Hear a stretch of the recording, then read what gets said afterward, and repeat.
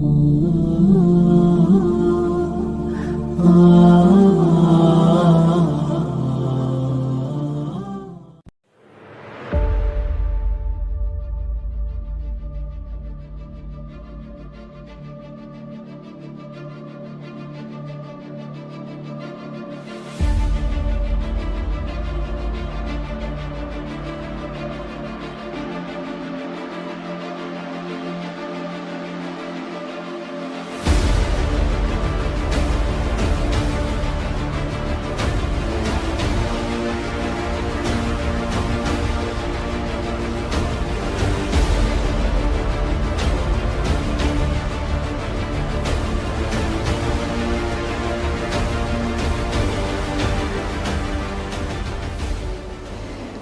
الله الرحمن الرحيم إذا جاء نصر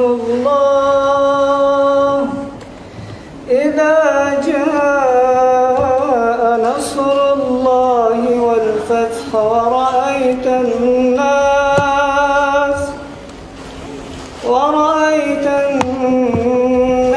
يدخلون في دين حاکي او دغسې کامیابیانې چې په دنیا کې یو مثل نشته نن ورځ زموږ تاسې پر لاس باندې. Assalamualaikum warahmatullahi wabarakatuh.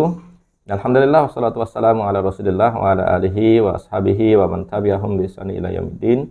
Allahumma shalli ala Muhammad wa ala ali Muhammad kama shallaita ala Ibrahim wa ala ali Ibrahim fil alamin innaka Hamidum Majid.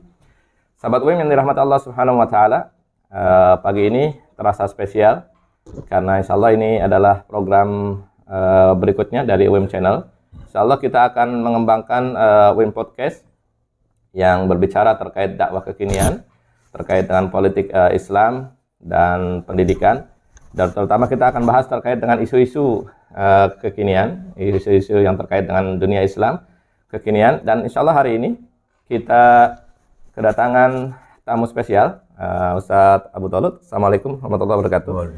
Jadi Ustadz Abu Tholud ini aktivis yang mengamati terkait dengan pergerakan dunia Islam, terutama terkait dengan kelompok-kelompok jihad.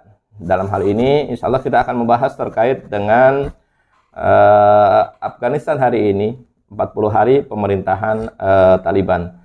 Ustadz Abu Tholud terasa spesial karena memang beliau pernah jihad di Afghanistan dan beliau pernah hidup bersama Taliban, sehingga sangat tepat kalau kita hadirkan hari ini untuk berbicara, mengupas terkait dengan Taliban. Dan beliau ini hari ini insya Allah jadwalnya sangat padat ya, dari kampus ke kampus beliau berbicara terkait dengan Taliban, dari Universitas Indonesia sampai ke UKM kemarin saya dengar begitu Ustadz ya, Universitas Kebangsaan Malaysia berbicara terkait dengan Taliban. Nah hari ini sahabat UIM kita akan berbicara terkait dengan Taliban hari ini, 40 hari pemerintahan Taliban di Afghanistan. Sebelum itu Ustadz Abu Tholud, biar pemirsa atau yang menyimak sahabat UIM semuanya bisa sedikit mengupas terkait dengan antum sendiri dan pengalaman di Afghanistan. Silakan Ustadz. Bismillahirrahmanirrahim. Alhamdulillahirabbil alamin. Wassalatu wassalamu ala asyrofil anbiya'i wal mursalin sayyidina Muhammadin wa ala alihi washabbihi ajmain. Amma ba'd. Berkenan dengan diri saya, alhamdulillah tentunya pertama-tama saya bersyukur kepada Allah Ta'ala karena diberi kesempatan oleh Allah SWT untuk ke Afghanistan pada tahun 1985. Waktu itu saya masih kuliah di UGM, Fakultas Kedokteran Hewan, semester 7. Jadi karena saya lebih berminat untuk peduli kepada sesama umat Islam, tapi waktu itu saya sebenarnya tidak paham ya, mau kemana tuh belum tahu. Yang jelas ajakan itu judulnya adalah untuk menambah ilmu ke luar negeri gitu. Bahasanya begitu. Ya, saya kan sangat berminat ya sebagai orang yang sangat ingin menambah ilmu. maksudnya ilmu-ilmu agama itu. Jadi bukan seruan untuk berangkat jihad ke sana, bukan saya ya? nggak tahu. Baik. Bahwa tujuannya ke sana saya nggak tahu awalnya itu. Nah, kemudian berangkatlah karena di samping kemudian juga untuk waktu itu tahun 84 kita tahu kondisi politik di Indonesia ini cukup panas karena pemerintahan Soeharto pada waktu itu mengesahkan undang-undang keormasan yang memaksakan ajas tunggal bagi seluruh ormas dan orsos dan orspol.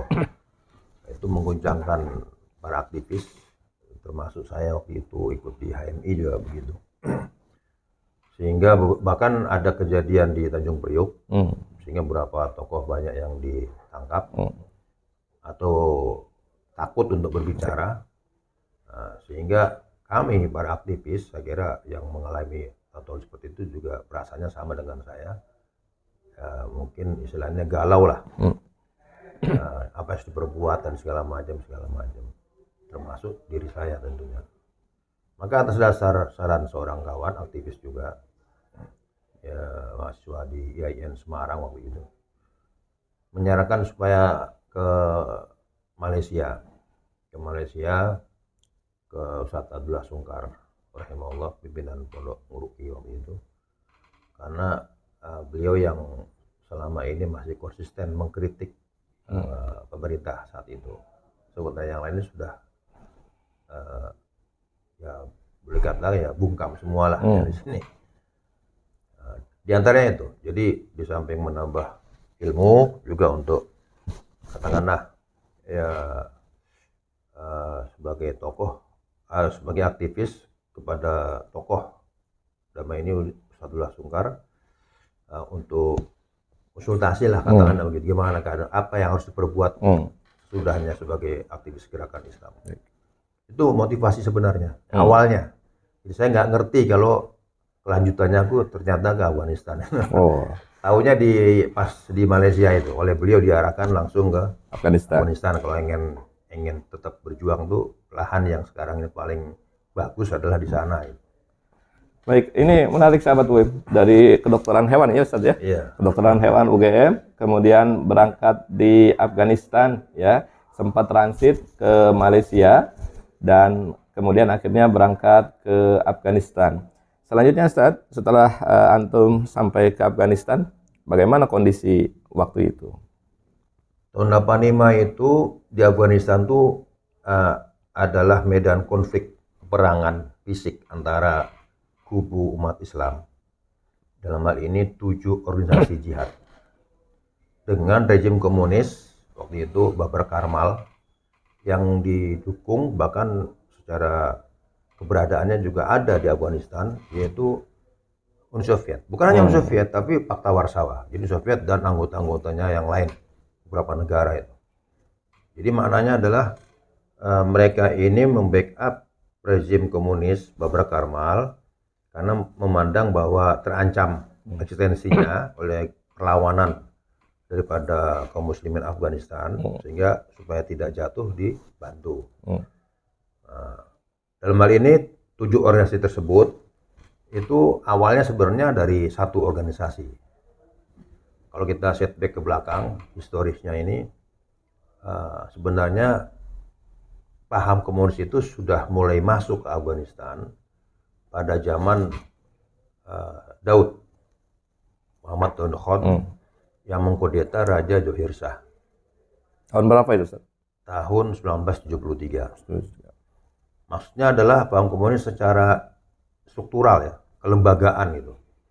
Kalau paham-paham dalam arti penyebarannya sebelumnya juga sudah mulai tersebar ya, cuman itu tidak masif pada zaman Raja sebelumnya Johir Shah dan bapaknya dulu Nadir Shah. Tapi sejak Daud Khan ini mulai menstruktur. Jadi beberapa pemuda-pemuda kader komunis seperti misalnya Nur Muhammad Taraki, Hafizullah Amin, Babar Karmal dan lainnya itu membentuk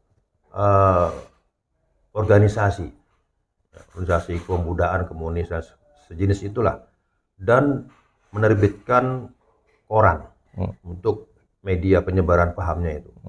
Ada 2 koran komunis. Parcham dan Kholqi. Karena memang mereka ini ada dua kubu nih, sesama komunis tapi terpecah dalam dua kubu. Kholqi itu artinya rakyat, Parcham itu artinya bendera, bahasa Pashto. Jadi dua kubu komunis ini semacam berkompetisi lah untuk menjadi siapa yang layak memimpin komunis di Afghanistan itu. Nah itu dan mereka semua walaupun dua kubu tapi dalam satu kelompok partai Demokratik Rakyat Afghanistan. Lah ini Daud ketika kudeta terhadap Raja Dossar dibantu oleh mereka ini. Sehingga ketika Daud berkuasa, susunan kabinet pemerintahannya itu yang sebelumnya ada oleh dia diganti semuanya menjadi wajah baru kecuali tinggal satu saja, namanya Abdul Majid, karena masih ada hubungan famili sama dia. Karena Daud ini sebenarnya cukup punya Raja Zohir Shah, masih famili kerajaan. Sisanya itu wajah baru, dan separuh dari wajah baru ini, separuh lebih kader-kader komunis. Jadi sejak Daud lah komunis mulai secara struktur eksis. Gitu. Baik. Jadi waktu antum ke sana itu memang kondisinya Afghanistan itu di bawah Uni Soviet berarti ya, jajahan Uni Soviet ya, betul. Dengan paham komunisnya tersebut. Ya, nah, berapa tahun Ustaz di Afghanistan, Ustaz? Saya datang 85 Desember, musim dingin waktu itu. Kemudian saya meninggalkan Afghanistan itu tahun 93. Kalau nggak salah, kalau nggak bulan Mei, bulan Juni. Musim panas. 93 itu berarti sudah pemerintahan baru, bukan bukan Uni Soviet berarti? Bukan, itu udah pemerintahan Roubani. Roubani. Jadi Soviet keluar dari Afghanistan tahun 89. Rejim komunis masih ada, Najibullah Khan. Tapi tumbang tahun 1992. Sehingga April 92 itu berdirilah pemerintahan 7 faksi tadi, Mujahidin. Pertama, presidennya adalah Profesor Dr. Sigwatullah Mujahidi, seorang dokter lulusan Al-Azhar. Kemudian hanya beberapa bulan diganti oleh Profesor Dr. Buan Lubani, juga lulusan Al-Azhar, dokter dari sana. Nah, untuk historisnya, Taliban sendiri ya berkaitan dengan taruhlah jihad di Afghanistan. Taliban sendiri munculnya itu tahun berapa itu untuk jihad di Afghanistan ini? Taliban itu sebenarnya suatu nomenklatur ya, bahasa Pashto, yang artinya para penuntut ilmu. Masyarakat Afghanistan ini mayoritasnya itu lebih memilih pendidikan agama. Nah mereka inilah namanya Taliban. Jadi Taliban itu di kalangan masyarakat Afgan sudah dikenal dari generasi ke generasi sebagai suatu strata masyarakat yang sedang menuntut ilmu. Jadi istilah masyhur lah ya. Istilah masyhur. Betul. Jadi istilah yang memang sudah dikenali oleh masyarakat lah Afghanistan pada waktu itu sebagai komunitas para pencari ilmu seperti itu. Ya. Nah, berubahnya menjadi gerakan jihad, taruhlah Tanzim Jihad itu sejak kapan, Ustaz? Apakah ketika mulai penjajahan Uni Soviet atau setelah itu? Mulai populer sebagai gerakan ya. Itu tahun 92 bulan Juli. Ketika Mullah Muhammad Umar rahimahullah, beliau ini waktu itu ya karena pemerintahan komunis sudah tumbang dan beliau tidak ikut aktif dalam pemerintahan, beliau kembali ke base-nya sebagai seorang ustadz gitu ya, sebagai seorang kiai, kembali ke kampungnya mengelola lagi madrasah yang pura-pura ada karena perang sekian tahun lawan komunis. Mulai ngajar lah. Tetapi waktu itu pasca tumbangnya komunis ini tahun 92 itu keadaan bukan tambah baik. Jadi di Afghanistan situasinya itu kacau balau. Terjadi pembunuhan di mana-mana, pembegalan, perampokan, penculikan anak gadis orang, anak kecil minta tebusan. Kemudian opium juga semakin merajalela. Perdagangan opium itu, ladang opium ke sana banyak sekali. Untuk cari duit intinya. Jadi itulah yang terjadi. Pemerintahan Roubani tidak mampu mengelola negara dengan baik secara cepat pasca dia berkuasa. Setelah dia berkuasa. Sehingga kejadilah di sekitar tempat kediaman atau desanya Mullah Muhammad Umar ini, rombongan musafirin dijegat oleh kelompok bersenjata. Jadi waktu 7 faksi tadi melawan komunis itu,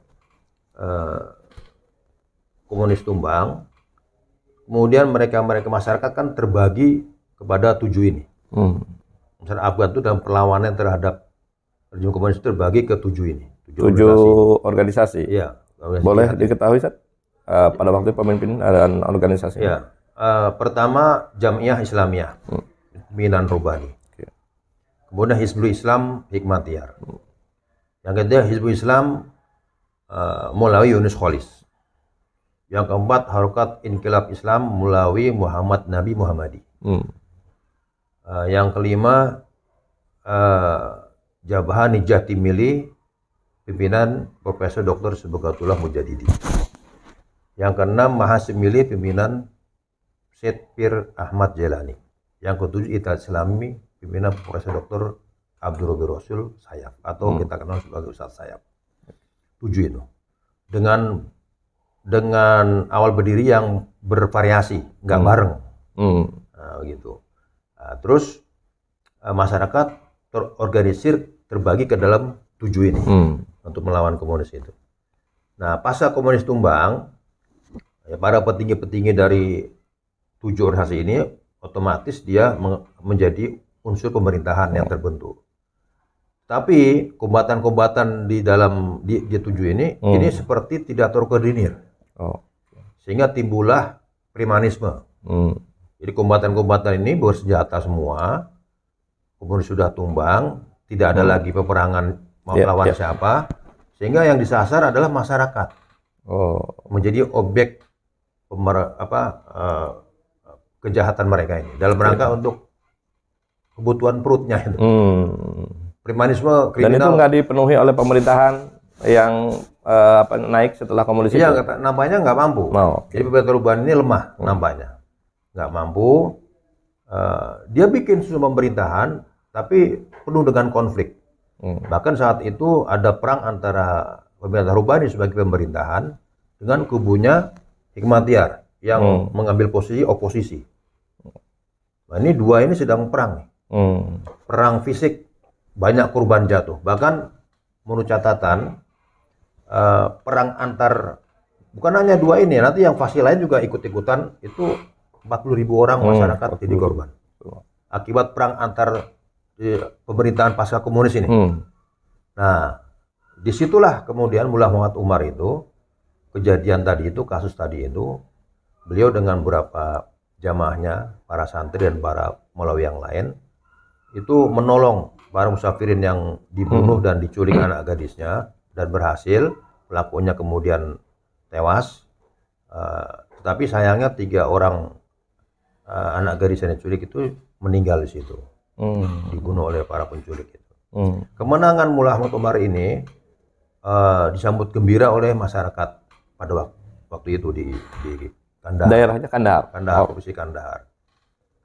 Kemudian itu di satu tempat itu, di kabupaten yang lain, desa lain juga berharap Mullah Umar juga bisa menyelesaikan masalah yang sama, sehingga datang ke desa lain. Total akhirnya Kandahar itu aman, ya, tidak ada lagi kejahatan-kejahatan seperti itu. Dan masyarakat minta gubernur yang ditunjuk Robani untuk lengser. Masyarakat lebih ingin dipimpin oleh Mullah Muhammad Umar. Sejak itulah Mullah Umar populer namanya di provinsi Kandahar dan terdengar di provinsi sebelahnya. Maka provinsi sebelahnya juga meminta hal yang sama, karena memang kejahatan sudah merata ya. Akhirnya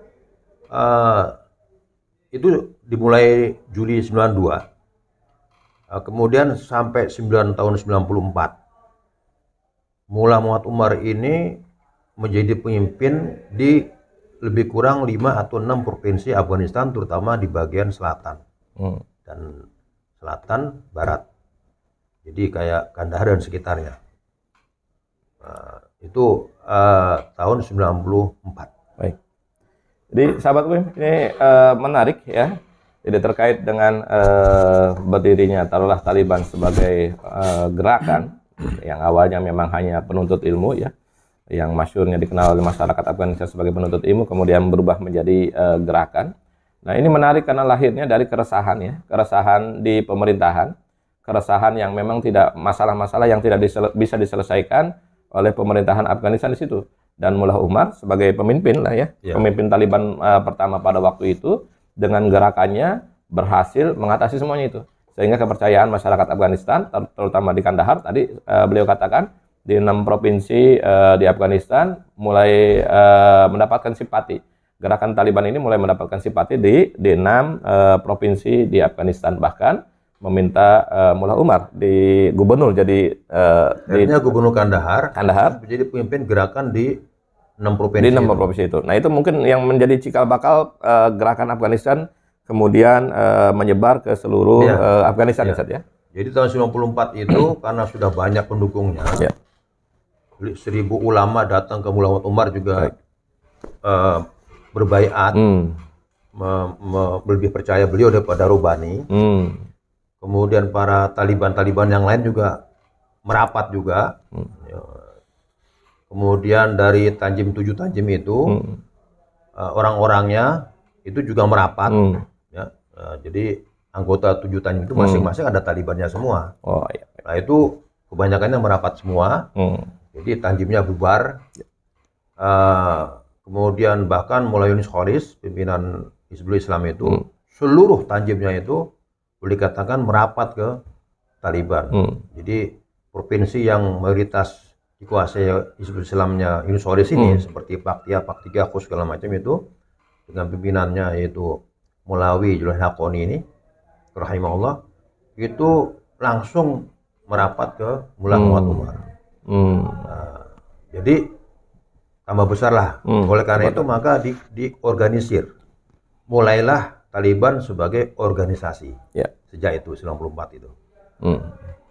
Nah, terkait dengan kemudian, taruhlah misalkan kekuatan Taliban ini semakin besar, Ustaz. Dan kedaulahnya itu fase pertama itu Taliban sempat berkuasa, gitu ya.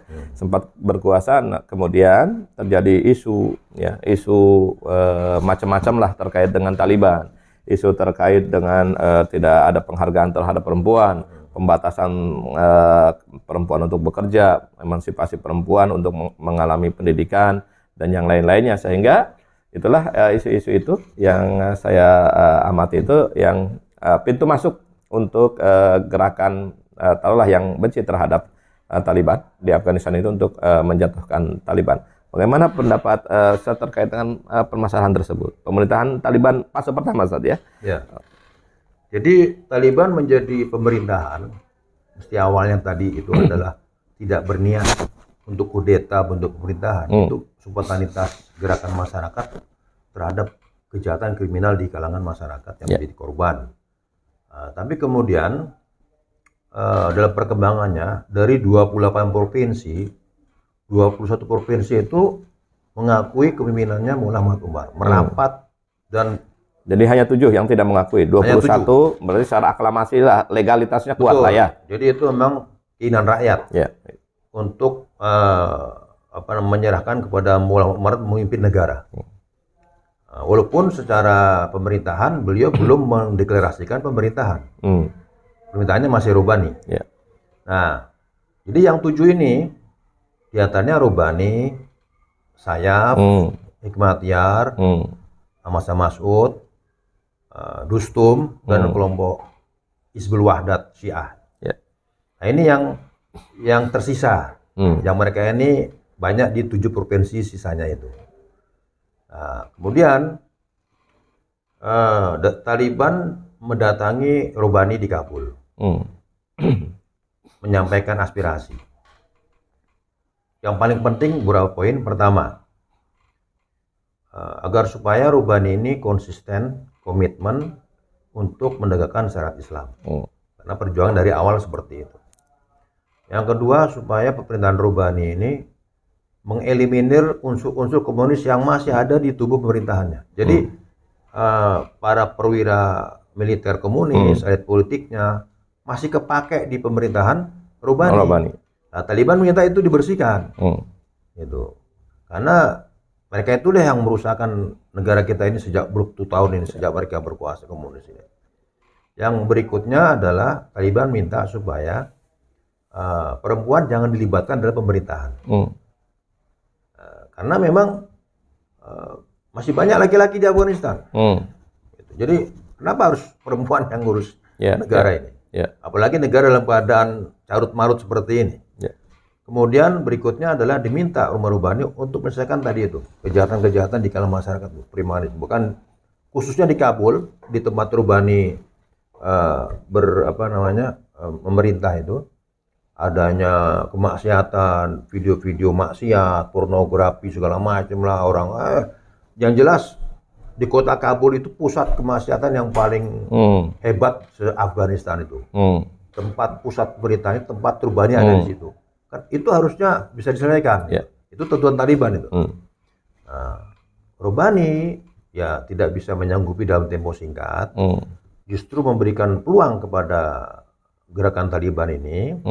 Silakan saja kita saling bantu. Nah, sehingga waktu itu Rubani menawarkan bantuan sempat.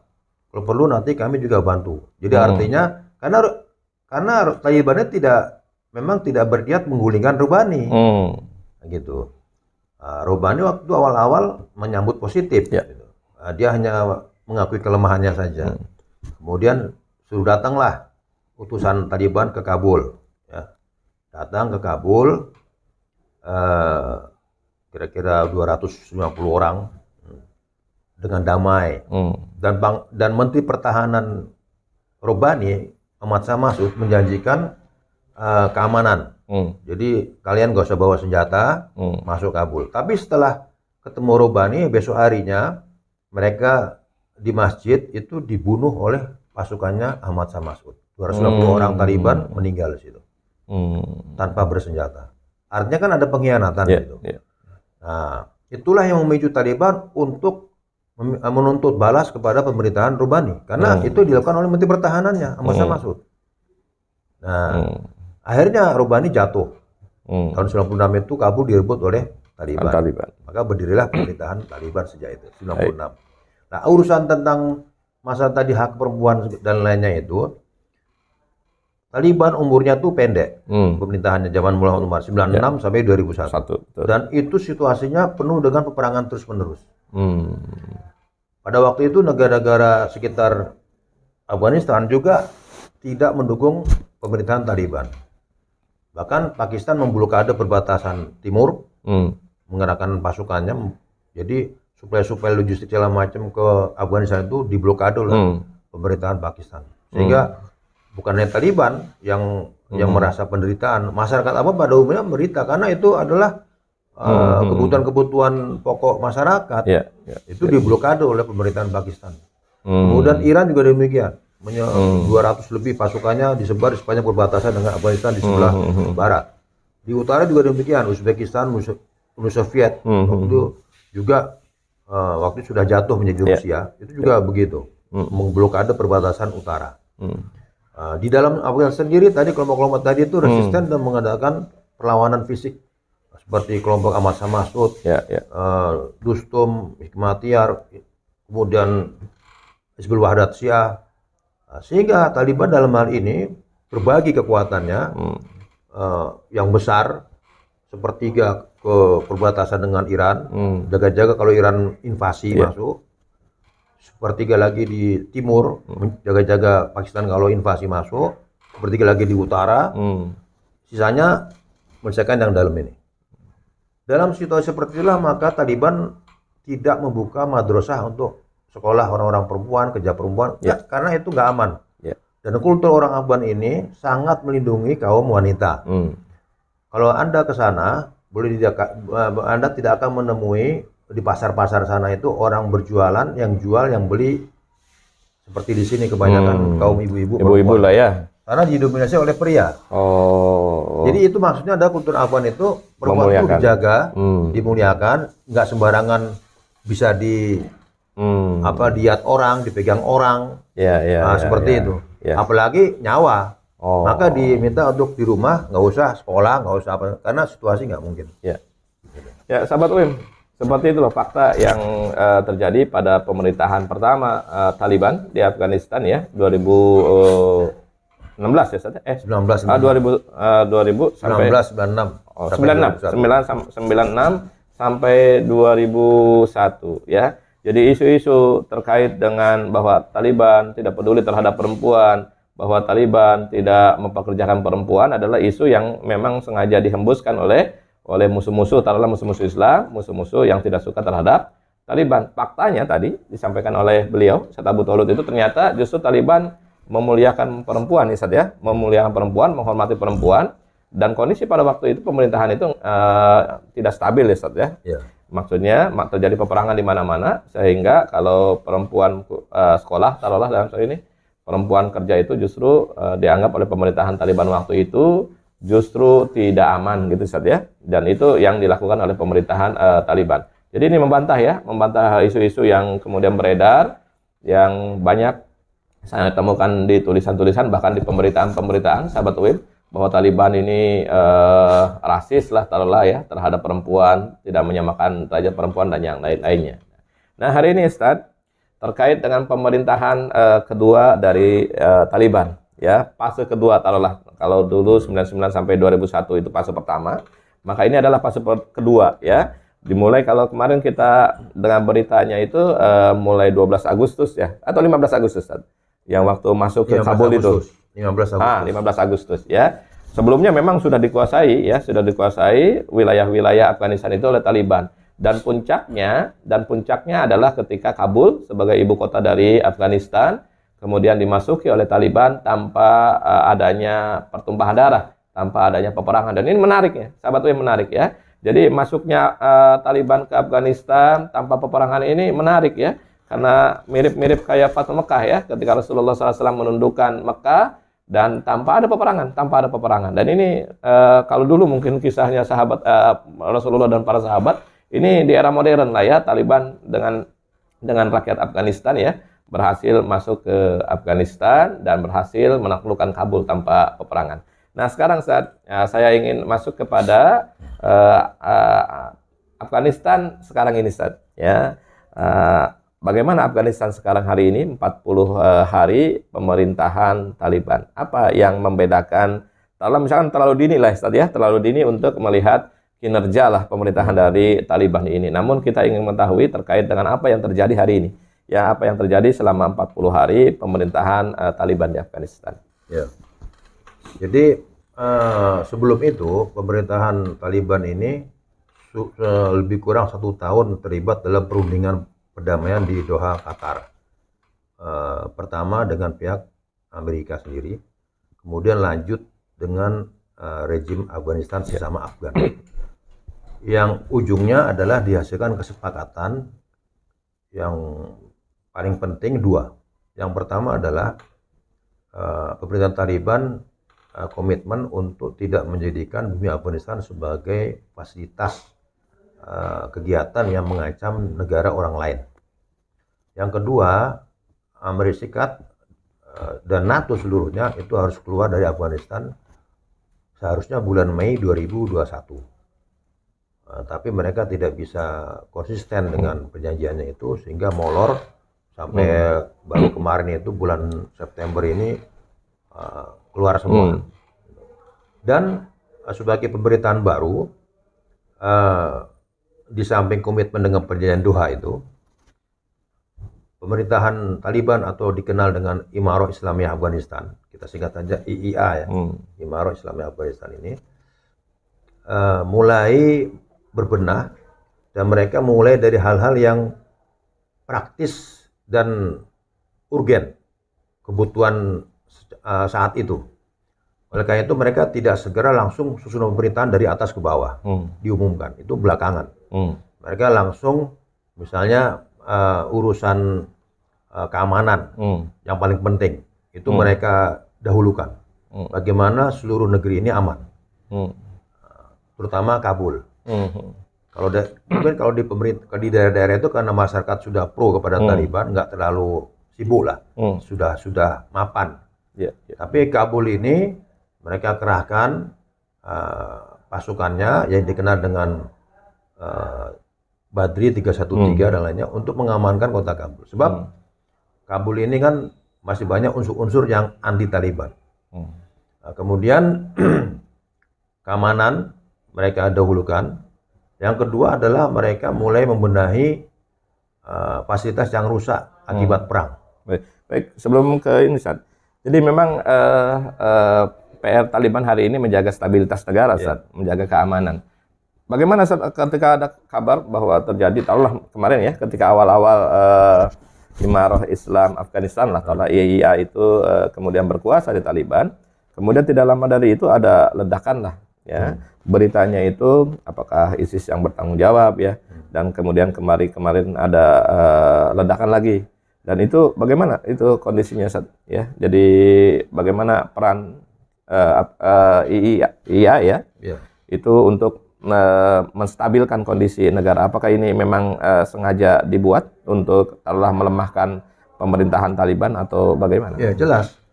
Jadi masih ada kelompok-kelompok resisten tidak ingin Afghanistan itu dipimpin oleh IA ini.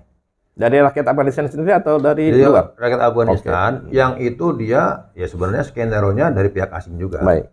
Jadi artinya ada pihak asing yang ingin menggoyang-goyang kestabilan Afghanistan, tidak ingin IA yang berkuasa. Dia ingin yang berkuasa itu orang Afgan juga yang merupakan seide ataupun platformnya sama. Dalam hal ini yaitu sekuler liberal itu. Jadi tidak suka kalau Afghanistan ini diatur menurut syariat Islam. Nah, pihak-pihak inilah yang selalu menggoyang-goyang sampai ledakan-ledakan tersebut. Nah, sayangnya ini mengatasnamakan ISIS ini itu juga karena mereka ini dari awalnya memang dengan Taliban itu berbeda. Mereka bahkan mengkafirkan Taliban.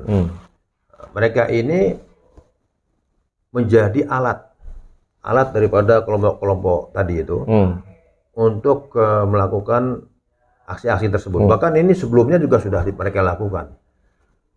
Seperti misalkan ketika Taliban belum masuk kota Kabul, masih di daerah-daerah, banyak sekali pembunuhan di dalam kota Kabul itu. Misalnya pemboman terhadap suatu masjid, pasar, sekolahan, perempuan dan lain-lainnya itu di dalam kota Kabul, yang itu merupakan kota katakanlah pusat pemerintahannya Ashraf Ghani dan itu seharusnya paling aman. Di situ ada pangkalan militer Amerika, NATO, di situ ada pasukan yang paling kuat dari rezim. Loh kok terjadi ledakan-ledakan seperti itu di dalam kota Kabul sebelum dikuasai Taliban? Nah, jadi kalau sekarang masa Taliban terjadi, ya itu masuk akal. Orang sebelum Taliban aja terjadi. Nah, kemudian Taliban mendapati bukti sebelumnya bahwa ternyata itu unsur-unsur yang mengatasnamakan namanya ISKP ya, atau Islamic State of Khorasan Province. Nah, itu cabang dari Al-Baghdadi sana itu ya. Nah, ini mereka inilah cabang ISIS lah ya, cabang gitu ya. ISIS di Afghanistan. Nah, mereka yang membuat aksi-aksi tersebut. Bukan hanya sejak Taliban sebelumnya, tapi yang disasar adalah kebanyakannya masyarakat. Bahkan diindikasikan, terbukti, korban-korban di dalam kota Kabul yang seperti saya bilang itu adalah mereka-mereka yang mengkritisi rezim Ashraf Ghani. Jadi kan ada perjanjian Doha Qatar, tapi Ashraf Ghani ini tidak terlalu peduli nampaknya, sehingga utusan Ashraf Ghani yang ke Qatar itu tidak diberi mandat penuh untuk mengambil keputusan.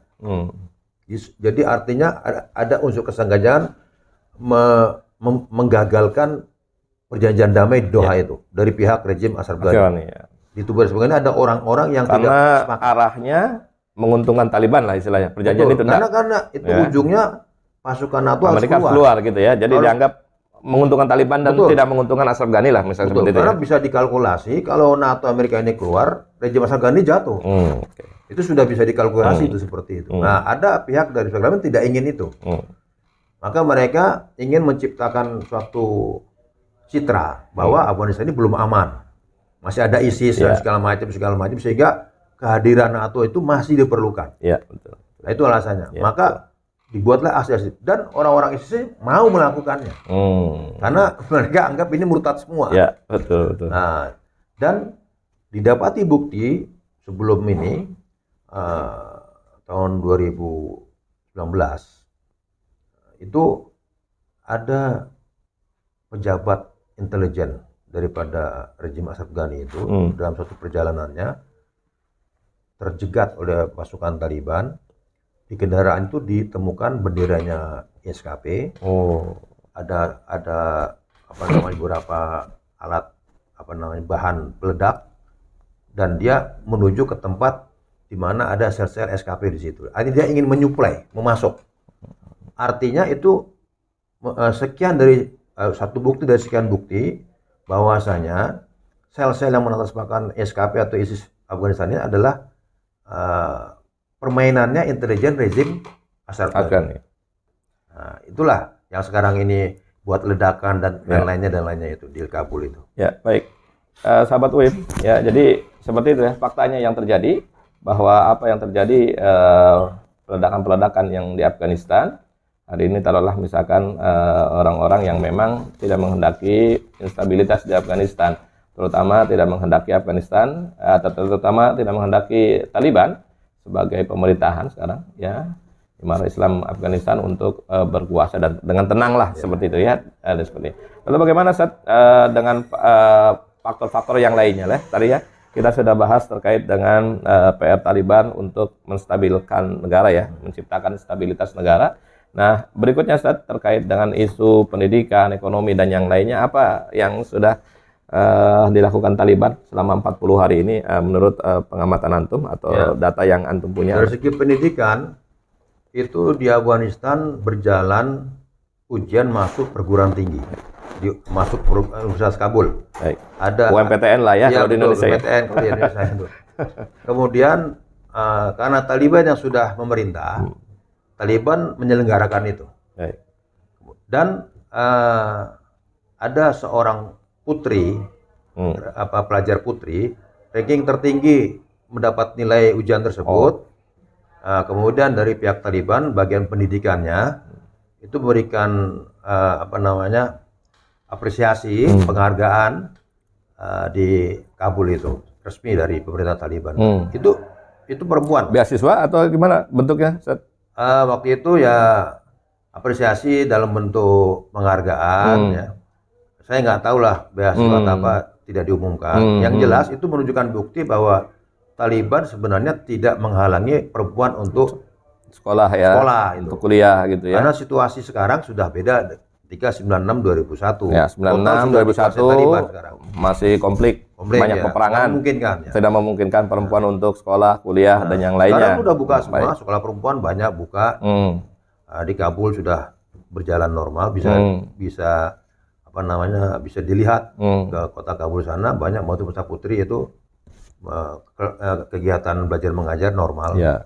Karena memang itu ada kemarin itu ada saya menarik dari Afghanistan itu ada demo ya putri kalau tidak salah itu ya, video yang saya terima itu yang mendukung pemerintahan Imarah Islam Afghanistan Taliban ini, tapi meminta agar mereka diberikan akses lah ya, diberikan akses untuk pendidikan, untuk kerja yang tentunya sesuai dengan syariat Islam. Gitu ya. Ini menarik sahabat UIM yang dirahmati Allah Subhanahu wa taala. Terus bagaimana kondisi terkait dengan taruhlah pendidikan hari ini sudah maksudnya sudah terkondisi dengan baik ya, kondusif ya. Jadi untuk semua orang Afghanistan, laki-laki, perempuan ya bisa untuk menjalankan pendidikannya secara baik gitu ya. Nah, bagaimana terkait dengan kondisi yang lainnya, ya tahulah misalkan di sini sistem pemerintahan tadi lah ya. Antum belum ceritakan terkait dengan apa sistem pemerintahan yang diambil Taliban dan sistemnya seperti apa. Apakah sama dengan pemerintahan yang hari ini berjalan lah ya, sistem presidensial atau sistem parlementer dengan menggunakan sistem demokrasi yang hari ini masyhur lah di dunia Islam seperti itu. Nah, ini bagaimana terkait dengan Taliban? Taliban ini merujuk kepada pemahaman Islam menurut mazhab fikih yang mereka anut, yaitu Hanafi. Di Islam ini ada namanya ilmu siasah syariah. Itu berbahas tentang masalah politik, pemerintah dan lainnya. Dan ada ranah yang qot'i, ada ranah yang ijtihadi. Kemudian ijtihadinya banyak sekali. Maka IIA ini mengadopsi itu. Artinya referensinya itu. Mereka menjadi pemerintahan dalam bentuk mereka namakan Imarah Islamiyah Afghanistan. Nah, ini menurut saya ini tidak didapati di dalam politik menurut atau ala demokrasi. Karena demokrasi itu multi partai. Baik. Sedangkan Imarah tidak mengenal multi partai, tidak ada partai. Jadi dalam Islam itu dikenal namanya ahlul halli wal aqdi. Baik. Tokoh-tokoh masyarakat di berbagai daerah yang itu menjadi panutan masyarakat. Bisa itu ketua-ketua kabilah. Baik. Dan di Afghanistan ini kehidupannya memang didominasi oleh kehidupan kabilah atau suku-suku. Dan setiap suku ada yang dituakan. Kalau yang dituakan ini ke kanan, maka anggota suku ke kanan semua. Baik. Mungkin ya, walaupun tidak sama persis, seperti di Papua sana itu. Kita tahu bahwasanya penyelenggaraan pemilihan di Papua itu kan berbeda dengan provinsi lain. Cukup kepala suku saja. Tidak semua orang kayak di Jawa ini diberi hak untuk memberi suara di TPS. Kan sistemnya gitu kan. Karena memang cukup diwakili kepala sukunya. Artinya demokrasi menerima itu. Nah, di Afghanistan sesuai dengan syariat Islamnya ya seperti itulah. Namanya ahlul halli wal aqdi. Bisa kepala suku, kabilah, bisa mungkin ulama yang mana dia fatwanya didengar orang banyak. Nah, ini semua oleh Taliban itu diorganisir dalam bentuk majelis syuro rahbari atau majelis syuro pemimpin. Artinya ini yang paling tinggi ini. Inilah yang nantinya membentuk pemerintahan. Dan kemarin sudah musyawarah, sudah terbentuk. Kemudian juga sudah ditetapkan bahwasanya pemimpin tertingginya atau Amir Imarahnya adalah tetap pimpinan Taliban, yaitu melalui Hebatullah Akhundzada. Kemudian kementeriannya sudah dibentuk semua. Memang belum ada kementerian perempuan. Tetapi jubir resmi Taliban, Zabihullah Mujahid itu sudah menyampaikan bahwasanya nanti akan ada urusan perempuan diurus oleh perempuan. Nanti akan ada, sedang disusun. Karena memang nanti karena tidak bisa lah urusan mereka. Betul, laki-laki ngurus perempuan nanti kan nggak ngerti ya nanti. Betul. Jadi nanti urusan-urusan seperti bidang kesehatan yang menyangkut perempuan. Bidang apalagi itu pendidikan perempuan segala macam ini nanti yang mengatur di pemerintahan juga nanti ada perempuannya. Nah, nanti akan diumumkan. Memang sekarang ini di susunan kementeriannya belum ada perempuan. Baik. Artinya tidak menutup kemungkinan lah dalam sistem pemerintahan, sistem politik yang dikemas oleh Taliban itu tidak menutup kemungkinan berdirinya atau adanya peran serta dari perempuan-perempuan untuk mengatasi. Artinya pihak perempuan ini oleh IA ini diberi tempat sesuai dengan syariat Islam. Mana yang memang itu hak perempuan menurut syariat Islam itu dipenuhi. Jadi dalam Islam juga tidak dikenal persamaan serba sama antara laki perempuan. Jadi perempuan ada bagiannya, laki-laki ada bagiannya. Ya, betul. Jadi batasan-batasannya tetaplah ketentuan syar'i lah ya. Jadi sahabat UIM memang seperti itu yang diatur dalam Al-Quran maupun Sunnah Rasulullah SAW, dan kelihatannya bagus banget ya.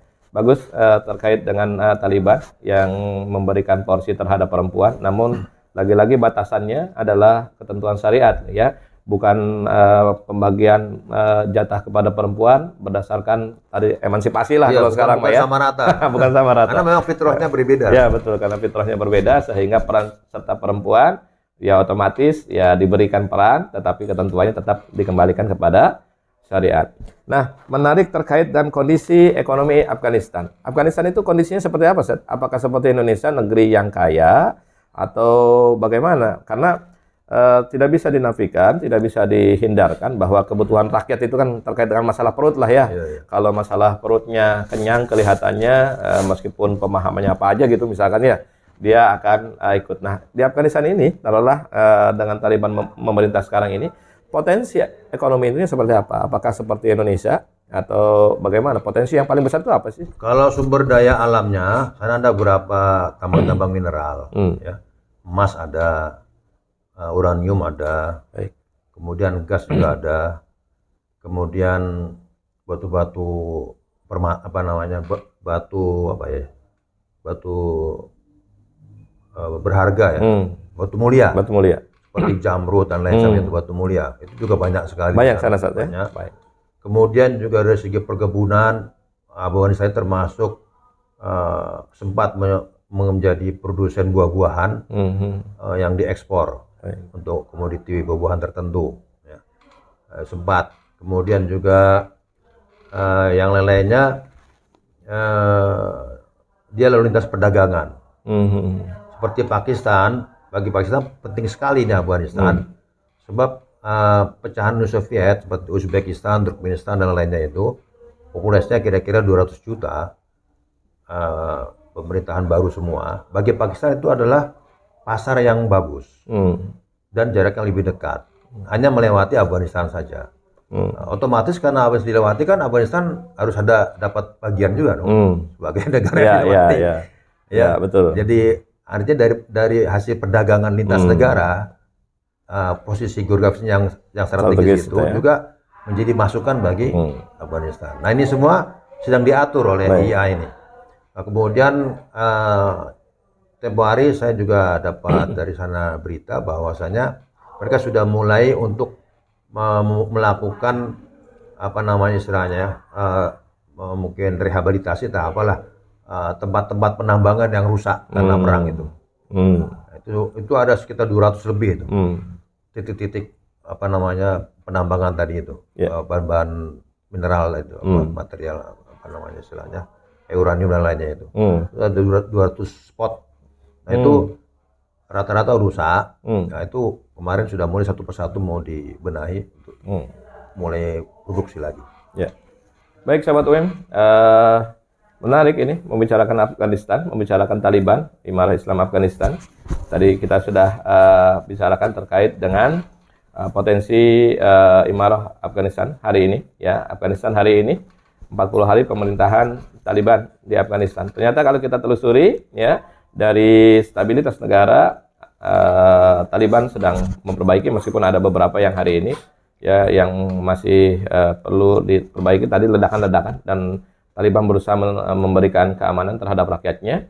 Terkait dengan masalah pendidikan juga sudah berjalan. Universitas Kabul sudah menerima murid-murid, ya, mahasiswa-mahasiswa termasuk mahasiswa perempuan, dan pemerintahan sudah kita sama menyimak ya di media. Pemerintahannya sudah diumumkan, ya. Dan terakhir sistem ekonominya, sumber daya alamnya yang melimpah lah ya. Cukup untuk masyarakat Afghanistan mencapai kemakmurannya. Nah, terakhir Ustadz, terakhir sebelum kita tutup podcast UIM ini, terakhir apa sih yang membedakan Taliban dibandingkan dengan pejuang-pejuang taruhlah di negara-negara ini, sehingga kita mungkin ada hal yang perlu kita belajar dari Taliban? Ya. Jadi yang pertama adalah Taliban ini diuntungkan oleh kultur masyarakat yang memang sudah dari generasi-generasi berabad-abad itu kultur Islam. Jadi gerakan Islam di Afghanistan tidak perlu mulai dari nol. Nah, sebagai contoh sederhana dalam masalah busana muslimah, itu sudah turun-temurun seperti itu, sesuai dengan syariat. Beda dengan kita di sini, sehingga harus dari nol. Dakwah itu kerja keras sekali. Sana itu sudah seperti, sehingga ada sebagian ulama mengatakan gerakan Islam di Afghanistan itu seperti batang korek api dengan tempat gesekannya itu. Artinya sudah tersedia potensinya. Tinggal siapa yang bisa menggesek aja. Nah, itu begitu. Sedangkan di tempat lain mungkin kerusakan moralnya, kerusakan akidahnya lain sudah begitu parah. Sehingga gerakan-gerakan Islam yang ada itu harus banting tulang sedemikian rupa, kerja keras untuk memulai mencerahkan masyarakat tentang pemahaman Islam. Nah, itu yang diantara yang menonjol. Nah, yang kedua adalah ini memang seperti seperti bisyarah daripada sahabat besar Umar bin Khattab anhu. Ketika Islam masuk Afghanistan itu sangat susah sekali karena mendapat perlawanan dari warga setempat yang notabene adalah masih menyembah patung berhala, pagan lah, masyarakat paganisme ya. Nah, kemudian Umar bin Khattab anhu dilapori seperti itu, tersenyum dan minta supaya panglima perangnya bersabar menghadapi masyarakat seperti ini, sebab besok mereka hari ini memegang kuat paganismenya, nanti jika menjadi muslim mereka juga akan memegang kuat Islamnya. Jadi ini bisyarah dari sahabat-sahabat Muhammad, dan ternyata itu terbukti dalam sejarahnya bangsa Afgan ini tidak mudah didikte oleh asing. Nah, sementara mungkin di gerakan Islam yang lain ini atau bangsa-bangsa kayak seperti kita ini mungkin ya, saya lihat di antara kendalanya mudah sekali didikte oleh pihak asing, memainkan skenario-nya asing. Sedangkan Afgan itu sangat sulit untuk didikte seperti itu. Nah, itu diantaranya dua itu saya lihat itu. Ya, baik, terima kasih Ustadz Abu Tolut. Ya, di tengah kesibukan beliau sempat untuk memberikan ngobrol santai terkait dengan Taliban dan Afghanistan hari ini. Sahabat UM yang dirahmati Allah Subhanahu Wa Taala, insyaallah nanti kita akan kembali berbicara ngobrol santai dengan para tokoh terkait dengan kabar dunia Islam, terkait dengan isu-isu dunia Islam. Dan hari ini, alhamdulillah, Ustadz Abu Tolut sudah hadir di WIM Podcast untuk memberikan sedikit informasi terkait dengan Taliban dari masa dulu sampai hari ini memerintah. Ya, ini menjadi gambaran kita semuanya, menjadi informasi buat kita semuanya.